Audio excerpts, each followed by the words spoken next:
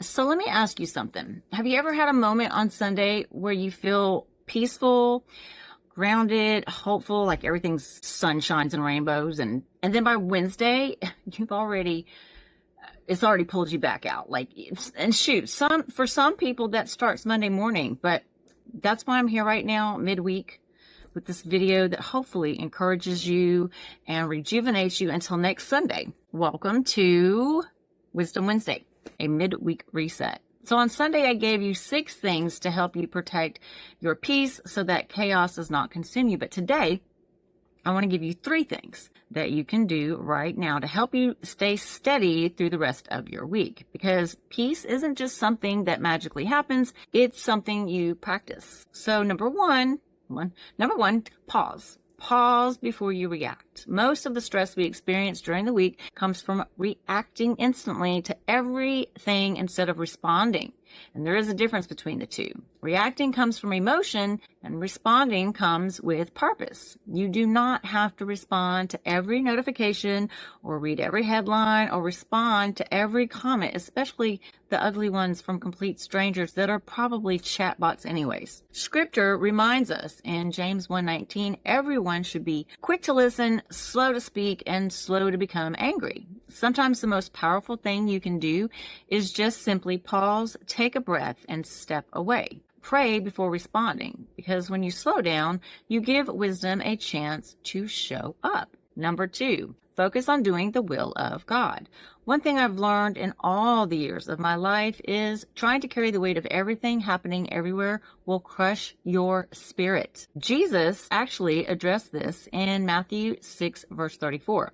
Do not worry about tomorrow, for tomorrow will worry about itself. So instead of trying to carry the weight of the whole world, ask God to help you do His will. Be grateful for your little piece of heaven, your sanctuary, your home, your family, your community, your relationship with God. Peace grows in small spaces when you nurture them.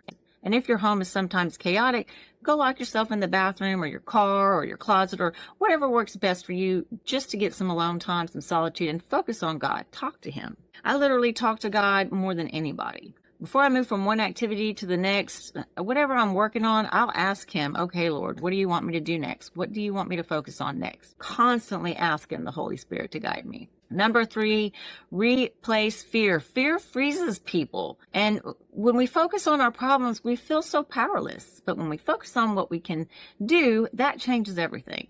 Maybe that means helping someone who is struggling, supporting organizations that protect the vulnerable, encouraging someone who feels alone, or simply being a voice of truth and kindness in a noisy world. Galatians chapter 6, verse 9 says, let us not grow weary in doing good, for at the proper time we will reap a harvest if we do not give up. So keep doing good, even if it feels small. Small acts of goodness ripple farther than you realize. And if depression starts to creep in, there's nothing like focusing on helping someone else to get your mind off of yourself. So listen carefully. The world may feel chaotic, but chaos does not get the final word. Faith does, truth does, and love does. So when life or the news cycles or Facebook or IG or TikTok or whatever social media platform you use tries to start pulling you back into stress this week, remember what we talked about Sunday. Guard your eyes, your mind, stay rooted in Christ. The Christians who seem calm right now aren't unaware. They are anchored. And if today's message helped you reset your mind even a little tiny bit, drop the word steady in the comments, because our goal here is simple.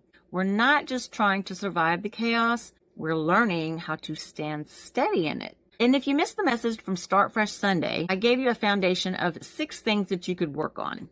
Go back and check it out. I love you, Jesus loves you, and until next time, bye.